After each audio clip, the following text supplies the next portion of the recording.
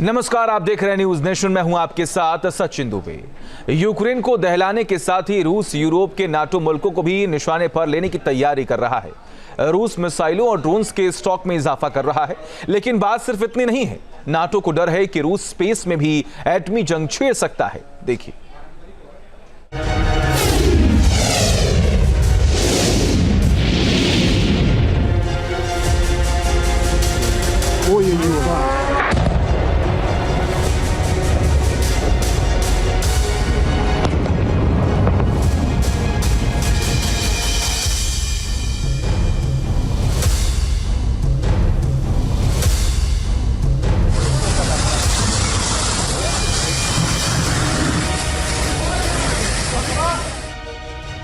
रूस की एटमी धमक, यूक्रेन पर कहर, नाटो में दहशत।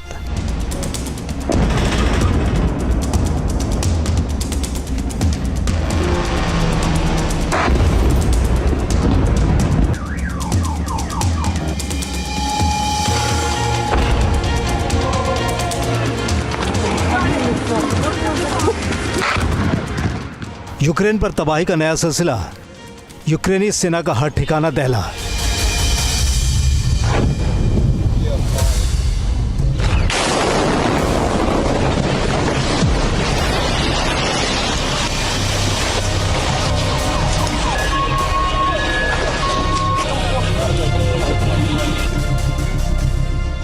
रूस का बदला तेवर, स्पेस तक टक्कर।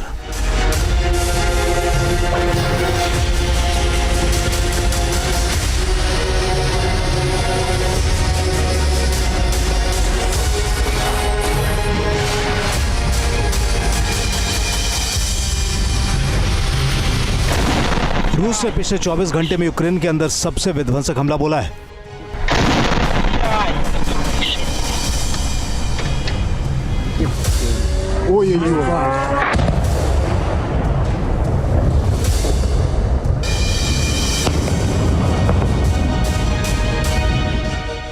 रूस की मिसाइलों और बमों ने यूक्रेन के सुमी शहर में रिहायशी इलाके को जद में लिया है।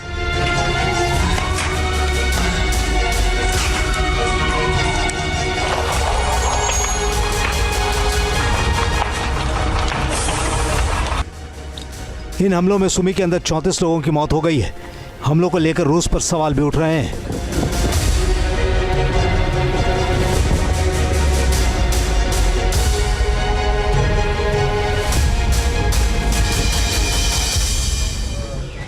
सुमी में चप्पे चप्पे पर हमले के सबूत नजर आ रहे हैं।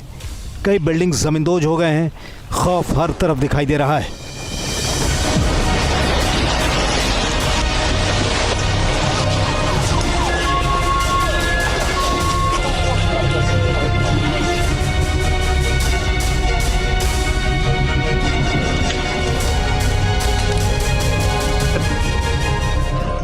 यूक्रेन के लुहांस्क शहर के ऊपर एक बार फिर रूस ने हमलों की बौछार कर दी है।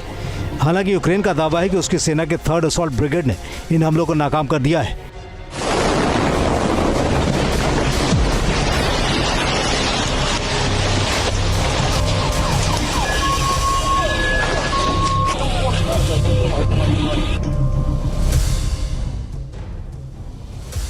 रूस के हमलों का दायरा ब्लैक सी तक पहुंच गया है।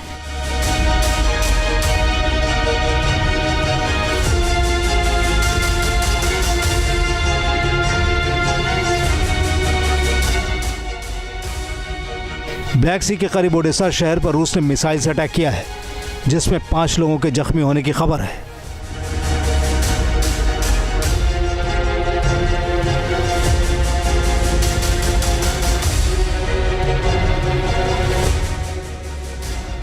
रूस ने अचानक यूक्रेन पर हमलों की रफ्तार तेज कर दी है। इसके जरिए आगे की पिक्चर भी नजर आने लगी है। रूस मिसाइलों के जखीरे में इजाफा कर रहा है।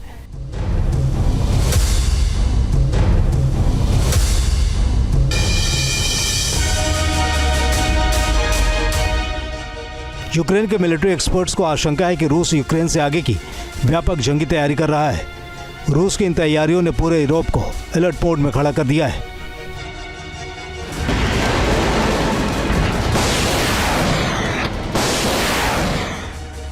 ऑस्ट्रो यूनिवर्सिटी की एक रिपोर्ट के मुताबिक रूस हर साल 1200 cruise missile, 400 ballistic missile, 6000 long range Shahed drones और 10,000 डिकॉय ड्रोन्स के निर्माण की तैयारी कर चुका है।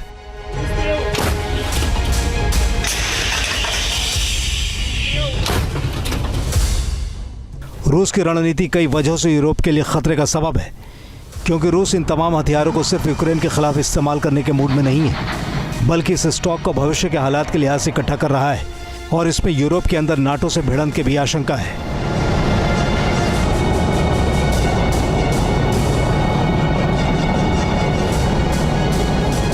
रशिया ने यूक्रेन के सुमी के ऊपर ताबड़तोड़ हमले किए हैं। रिहायशी इलाके में 30-35 से ज़्यादा लोग तो मारे गए हैं, 100-150 घायल हैं।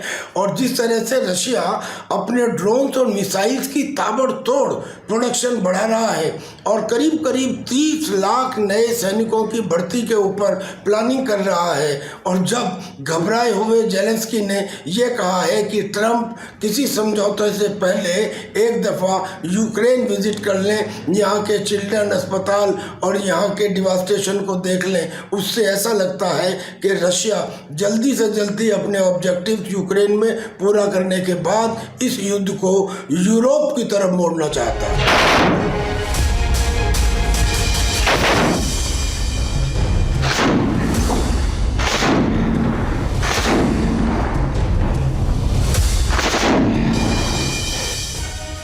रूस की इन तैयारों में KH-101 क्रूज मिसाइल का निर्माण भी शामिल है। KH-101 क्रूज मिसाइल की रेंज 2800 किलोमीटर है, जो पारंपरिक और एटमी दोनों वारहेड्स को कैरी करने में सक्षम है।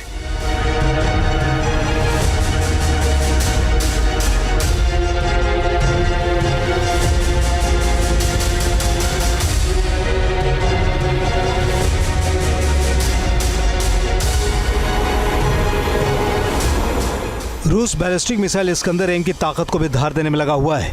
ये मिसाइल भी न्यूक्लियर हथियारों में तब्दील हो सकती है।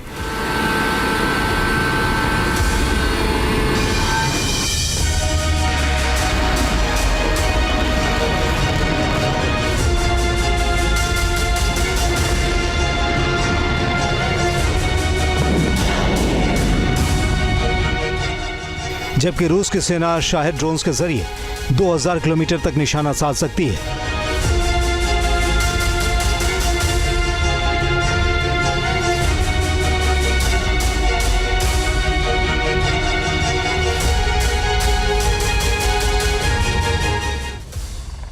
रूस ने नाटो के एयर डिफेंस की कमजोर नब्ज को पकड़ लिया है।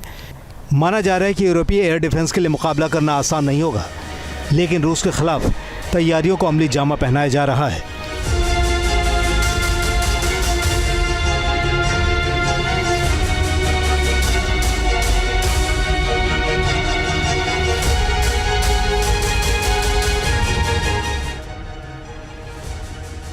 मुश्किल यह है कि रूस के हमले से बचाव या फिर अटैक करने के लिए किसी भी सूरत में यूरोप को अमेरिका की मदद की दरकार होगी।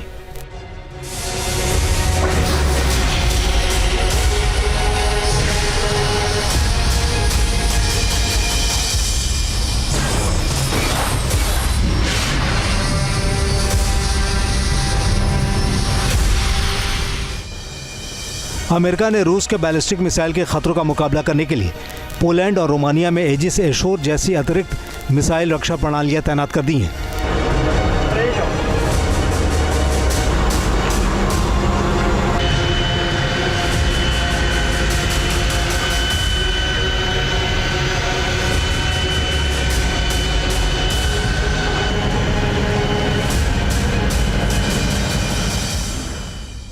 यूक्रेन पर रूस के हमलों ने अमेरिका को भी मुश्किल में डाल दिया है। ट्रंप कह रहे हैं कि रूस ने इन हमलों को अंजाम देकर गलती की है।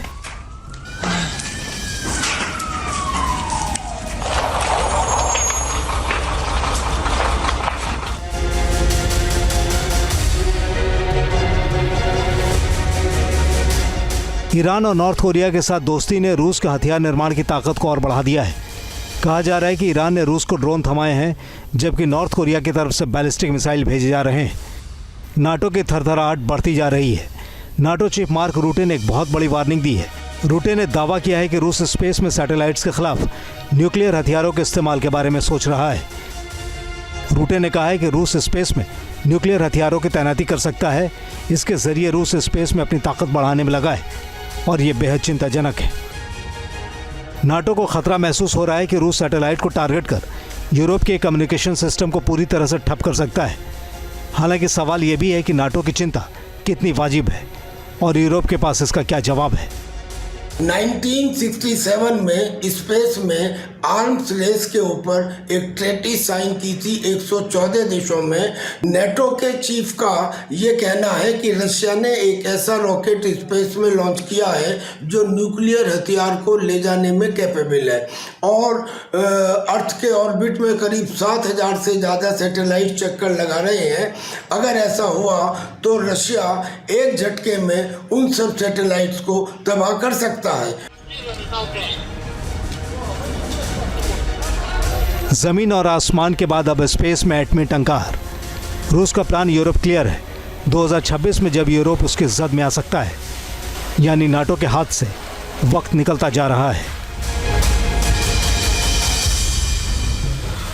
Team news nation.